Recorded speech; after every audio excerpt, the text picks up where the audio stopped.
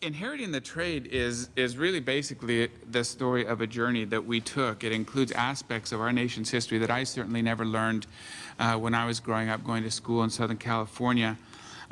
It's about the legacy of the slave trade and slavery in the United States, as well as the annihilation of indigenous people to make way for what the European immigrants called manifest destiny.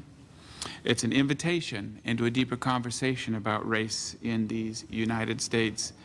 We've made incredible strides during my lifetime in confronting many aspects of racism, injustice, and inequality, and we still have so far to go.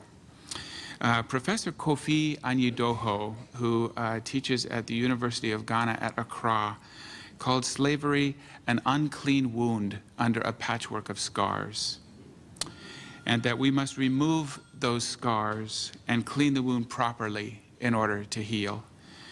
And to borrow a phrase from Reverend Gil Caldwell, the song of the slave trade may have ended, but its melody lingers on. Ultimately, inheriting the trade, though, is about relationships. It's about damaged and broken relationships and some thoughts on how we might heal, how we might offer each other a little grace. I had a professor once who told me that we tell each other our stories in order to fall in love with each other. That we want to be in relationship for the sake of being in relationship. Trouble is, I typically want to tell my story a lot more than I want to listen to yours. And I think that many of us suffer from that malady.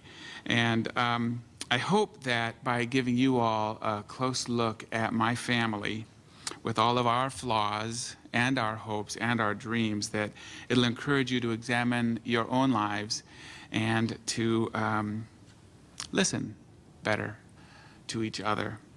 And as I write on the dedication of my book, to embrace the things you fear in order to awaken your heart.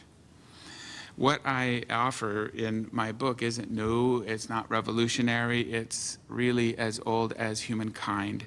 What I have received through this journey and now share with others through being a witness to both horror and healing, mixed with a little humor and a healthy dose of honesty, is hope.